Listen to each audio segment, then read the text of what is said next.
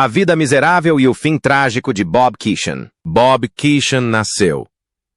Robert James Keeshan, em 27 de junho de 1927, em Lynbrook, uma vila suburbana localizada em Long Island, no estado de Nova York.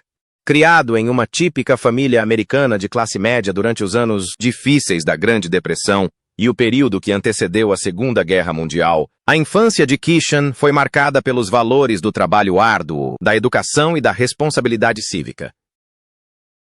Mais tarde, mudou-se com a família para Forest Hills, no Queens, um bairro da cidade de Nova York conhecido por suas ruas arborizadas e charme tranquilo. Lá, frequentou a Forest Hills High School, uma instituição conceituada que formou muitos alunos de sucesso.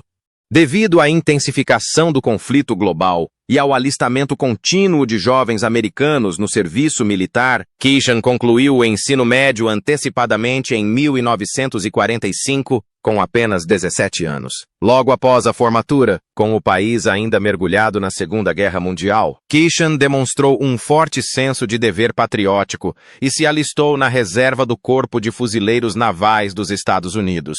Contudo, apesar de sua disposição para servir, o momento de seu alistamento fez com que ele não chegasse a participar de combates. A guerra já estava em seus meses finais e, quando Keeshan concluiu o treinamento básico, o governo japonês se rendeu após os bombardeios de Hiroshima e Nagasaki. Como resultado, ele permaneceu nos Estados Unidos e nunca foi enviado para o exterior. Seu tempo no exército foi breve e sem incidentes, e ele recebeu baixa honrosa sem ter participado de qualquer combate nos teatros de operações do Pacífico ou da Europa.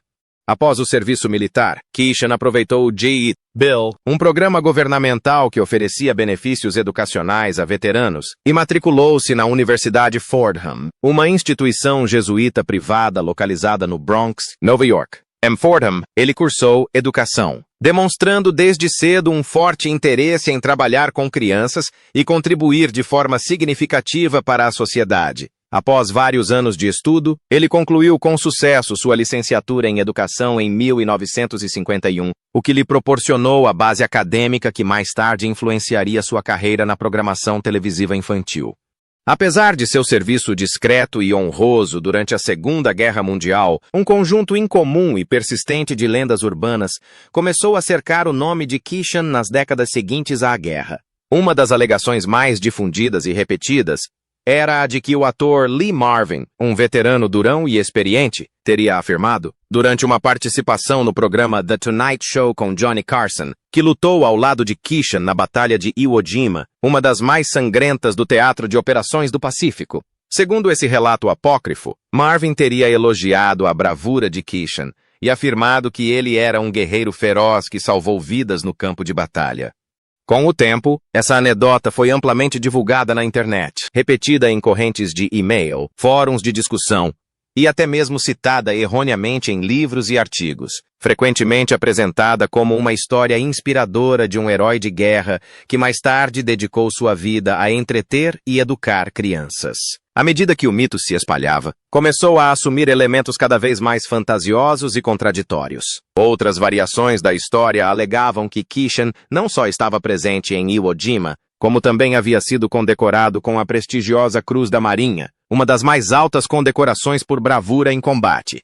Outros ainda o descreveram como um sargento da Marinha altamente treinado que salvou dezenas de vidas por meio de atos de extraordinária bravura. Alguns até afirmaram erroneamente que ele havia lutado no norte da África e destruído um tanque alemão, uma imprecisão óbvia, visto que o norte da África fazia parte da frente europeia e os fuzileiros navais dos Estados Unidos normalmente não eram enviados para lá. Essa parte da lenda pode ter resultado de uma confusão com outro soldado chamado Keeshan, ou de uma anedota de guerra atribuída erroneamente à história militar britânica. Na realidade, essas histórias eram invenções completas. Lee Marvin, embora de fato um veterano condecorado do Corpo de Fuzileiros Navais dos Estados Unidos, nunca serviu em Iwo Jima. Ele havia sido ferido em combate durante a Batalha de Saipan em 1944 e passou grande parte do restante da guerra se recuperando de seus ferimentos. Além disso, ele jamais fez a suposta declaração sobre Keeshan no The Tonight Show. E o próprio Keeshan, como frequentemente esclareceu em entrevistas, nunca participou de combates. Seu alistamento ocorreu tarde demais na guerra para que ele fosse enviado a qualquer zona de combate no exterior. O Centro Histórico Naval em Washington, D.C., já se manifestou diversas vezes para desmentir esses mitos, observando que ainda recebe ocasionalmente consultas de pessoas que buscam verificar o suposto heroísmo de guerra de Keeshan. Apesar de suas tentativas de corrigir os fatos, a lenda de Bob Keeshan como um guerreiro da Marinha persistiu teimosamente, para seu grande desgosto. Longe de ser um herói de guerra, Keeshan fez suas contribuições mais significativas nos anos do pós-guerra, particularmente no campo nascente da radiodifusão televisiva. O fim da Segunda Guerra Mundial marcou o início da era da televisão nos Estados Unidos. À medida que o meio se expandia rapidamente em popularidade e acessibilidade, novos tipos de programação eram desenvolvidos para atender às diversas necessidades de um público crescente. Um dos primeiros e mais influentes programas infantis dessa nova era foi Howdy Doody, que estreou na NBC em 1947. O programa rapidamente se tornou um fenômeno cultural, misturando marionettes em live action, narração de histórias e palhaçadas para cativar o público jovem.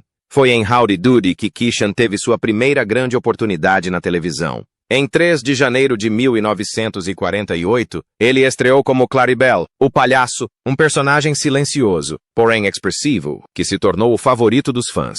Claribel se comunicava exclusivamente por meio de mímica e buzinando uma série de buzinas presas ao seu cinto. Uma buzina significava sim, 2 significavam não, uma técnica que contribuía para o charme pastelão e o humor visual do programa. Ele frequentemente borrifava o apresentador, Buffalo Bob Smith, com uma garrafa de água com gás e participava de brincadeiras e pegadinhas, tudo isso mantendo uma postura estritamente silenciosa. Embora Claribel fosse imensamente popular, o relacionamento nos bastidores entre Keeshan e Buffalo Bob Smith tornou-se tenso com o tempo. Keeshan, juntamente com alguns de seus colegas de elenco, começou a sentir que mereciam melhores condições de trabalho e representação. Em 1952, numa atitude que refletia tanto as crescentes tensões quanto o senso de profissionalismo cada vez maior de Keeshan, ele contratou um agente para representá-lo e aos outros que trabalhavam no programa. Essa decisão, considerada controversa na época, teria chateado Smith e pode ter levado à demissão de Keeshan do programa Howdy Doody. Outros relatos sugerem que Keeshan optou por sair por vontade própria, mas, de qualquer forma, sua saída marcou o fim de seu primeiro grande papel na televisão. Essa transição, no entanto, foi apenas o começo do notável legado televisivo de Keeshan. Em poucos anos, ele criaria e estrelaria o programa infantil Captain Kangaroo, um programa leve e educativo que duraria quase 30 anos e lhe renderia fama e admiração duradouras de inúmeros telespectadores. Mas seus primeiros anos, marcados por serviços prestados à comunidade, lendas e a buzina característica de um palhaço, lançaram as bases para sua dedicação vitalícia ao entretenimento e à educação infantil. Em 21 de setembro de 1953, Bob Keeshan retornou em grande estilo à televisão. Desta vez, na WABC-TV Canal 7, na cidade de Nova York, com um novo programa infantil intitulado Time for Fun. Neste programa, ele interpretou um personagem chamado Corny, o palhaço, marcando uma evolução notável em relação ao seu papel anterior como Claribel em Howdy Doody. Ao contrário de Claribel, que era uma palhaça silenciosa, Corny era um personagem falante, o que permitiu a Keeshan interagir diretamente com seu jovem público por meio de humor leve e conversas afetuosas. O formato do programa incluía uma mistura de esquetes com atores reais, interlúdios educativos e contação de histórias simples, estabelecendo um vínculo mais profundo entre Keeshan e as crianças que assistiam. O programa Time for Fun era exibido no início da tarde, tornando-se um dos primeiros programas de televisão produzidos localmente e criados especificamente para entreter e educar crianças ao vivo durante o dia. Mais tarde, naquele mesmo ano, aproveitando o sucesso e o impulso de Time for Fun, Keeshan estreou um segundo programa na mesma emissora, chamado Tinker's Workshop. Este programa era particularmente singular por ser voltado para crianças em idade pré-escolar, um público que não era frequentemente atendido diretamente pela televisão naquela época. Em A Oficina do Tinker, Keeshan interpretava Tinker, uma figura gentil e paternal que passava o tempo em uma oficina aconchegante, repleta de brinquedos, ferramentas e materiais educativos. O tom do programa era calmo e acolhedor, com foco em histórias suaves, resolução de problemas simples e lições de moral, como bondade, paciência e criatividade. O personagem de Tinker era de voz suave, sábio e acessível, proporcionando uma presença tranquilizadora que ressoava profundamente com os jovens telespectadores e seus pais. Com base nas lições aprendidas e na resposta positiva do público ao Tinker's Workshop, Keeshan, juntamente com seu colaborador e amigo de longa data, Jack Miller, começou a idealizar um novo tipo de experiência televisiva infantil que combinasse educação, entretenimento e afeto. Eles desenvolveram o conceito de Captain Kangaroo, um programa centrado na figura reconfortante e autoritária de um senhor gentil que acolhia as crianças em seu mundo de histórias, música e diversão. Na época, a CBS buscava ativamente ideias inovadoras para expandir sua programação infantil. E quando Keeshan e Miller apresentaram sua proposta, a emissora a aprovou rapidamente. Captain Kangaroo estreou em 3 de outubro de 1955 e Keeshan assumiu o papel do capitão titular. Um personagem paternal com uma cabeleira grisalha, bolsos grandes em seu característico casaco estilo canguru e uma infinita paciência e bondade. Keeshan certa vez descreveu o personagem como inspirado na relação afetuosa entre avós e netos, um vínculo que ele considerava essencial para que as crianças se sentissem seguras, amadas e valorizadas. O programa foi um sucesso imediato, conquistando pais, educadores e, principalmente, as crianças que o assistiam ansiosamente todas as manhãs de dias úteis. Por quase 30 anos, Keeshan foi a figura central do programa, tornando-se um nome querido por gerações de famílias americanas. Ao longo de sua longa trajetória, Capitão Canguru apresentou um elenco vibrante e peculiar de personagens recorrentes, cada um com seu charme especial. Entre os mais queridos estava o Sr.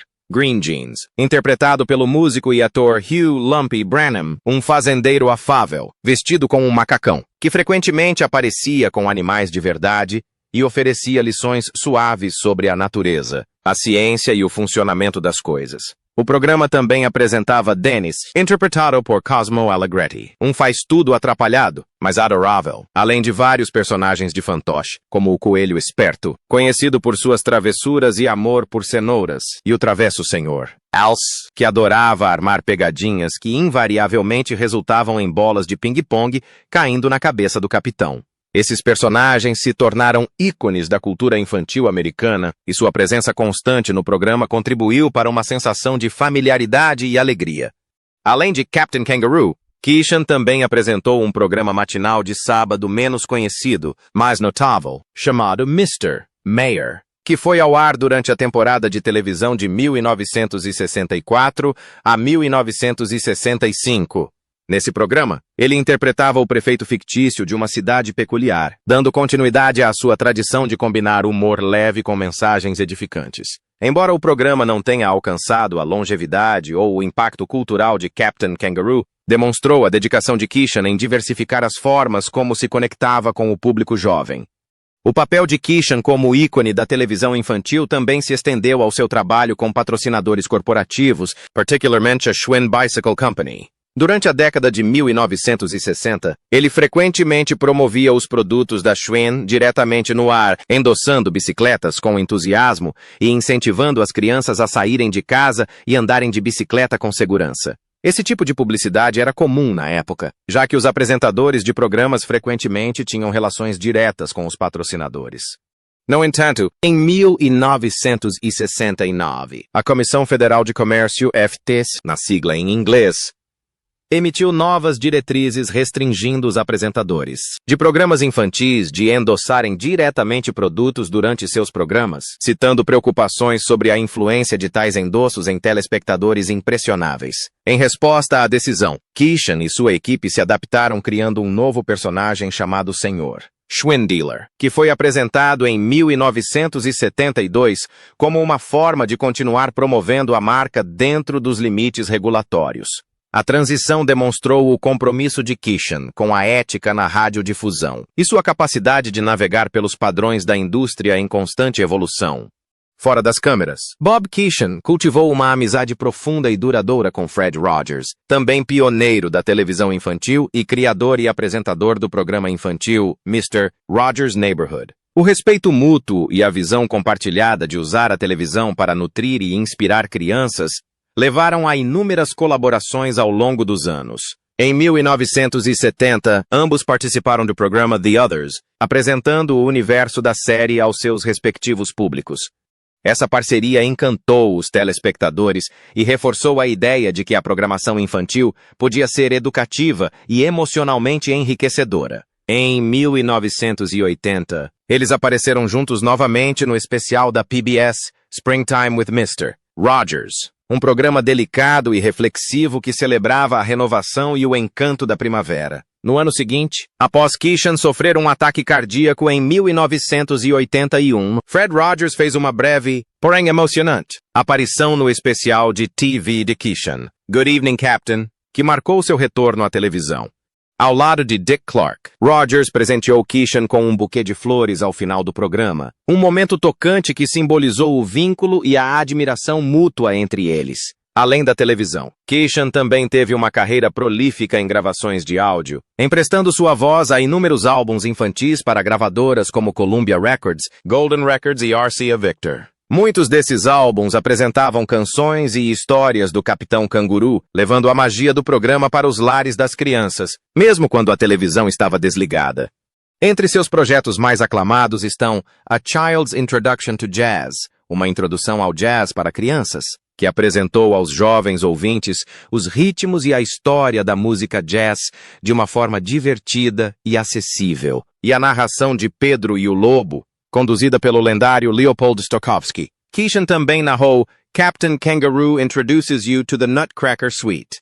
O Capitão Canguru apresenta a suíte Quebra-Nozes, ajudando a tornar a música clássica envolvente e memorável para o público jovem. Essas gravações consolidaram ainda mais seu papel como educador, artista e defensor do desenvolvimento infantil por meio das artes. Em 11 de julho de 1981, Bob Keeshan, amado por gerações como Capitão Canguru, sofreu um grave ataque cardíaco logo após desembarcar no Aeroporto Internacional Pearson de Toronto, no Canadá. O incidente ocorreu momentos depois de sua chegada, lançando uma sombra sobre o que deveria ser uma ocasião festiva. Keeshan havia viajado a Toronto para receber um prestigioso prêmio em reconhecimento às suas contribuições para a televisão infantil e para o serviço público, um testemunho do impacto de sua longa e dedicada carreira. No entanto, a emergência médica repentina obrigou a interromper abruptamente seus planos, incluindo uma participação agendada e o lançamento iminente de uma versão reformulada do Capitão Canguru. O ataque cardíaco foi tão grave que os planos para a nova versão do programa tiveram que ser adiados até pelo menos meados de agosto, enquanto Keeshan permanecia hospitalizado e recebia tratamento médico urgente. Nos dias seguintes ao ataque cardíaco, Keeshan foi submetido a uma grande cirurgia, uma ponte de sáfena tripla, para tratar as artérias coronárias obstruídas e prevenir novos episódios cardíacos. Enquanto se recuperava no hospital, a demonstração de carinho e preocupação de seus fãs foi imensa e profundamente comovente. Keeshan teria recebido mais de 5.000 cartões, cartas e mensagens de melhoras de telespectadores de todo o país, muitos dos quais cresceram assistindo ao Capitão Canguru e agora desejavam sua rápida recuperação. As mensagens, muitas vezes escritas por adultos que um dia foram seus jovens telespectadores, refletiam o legado intergeracional de seu trabalho e o carinho que tantos sentiam pelo homem por trás do casaco do capitão.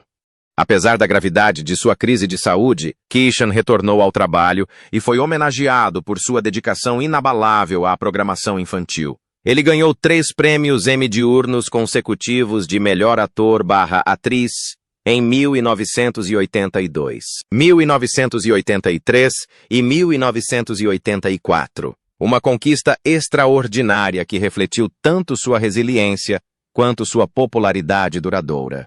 Esses elogios celebraram sua habilidade em se comunicar com crianças de maneira atenciosa, respeitosa e carinhosa, qualidades que definiram seu trabalho por décadas.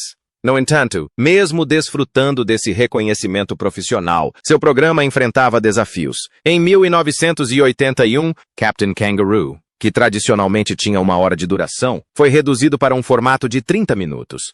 O motivo foi uma decisão de programação da CBS, que optou por expandir a transmissão do CBS Morning News e precisava realocar o tempo de antena. Além da redução da duração, o programa também foi transferido para um horário menos desejável. Inicialmente, passou a ser exibido às 7 horas da manhã com o novo título Wake Up with the Captain, mas foi antecipado ainda mais para as 6h30 da manhã no início de 1982. As mudanças na programação se mostraram problemáticas, já que muitos dos jovens telespectadores do programa ainda não estavam acordados a essas horas da manhã, o que levou à queda de audiência. Então, no outono de 1982, a CBS decidiu retirar o Capitão Canguru da sua programação diária, exibindo-o apenas como um programa de 1 hora nos fins de semana. Apenas 2 anos depois, em 1984, o programa foi ainda mais reduzido a uma mera transmissão de meia hora, exibida somente nas manhãs de sábado.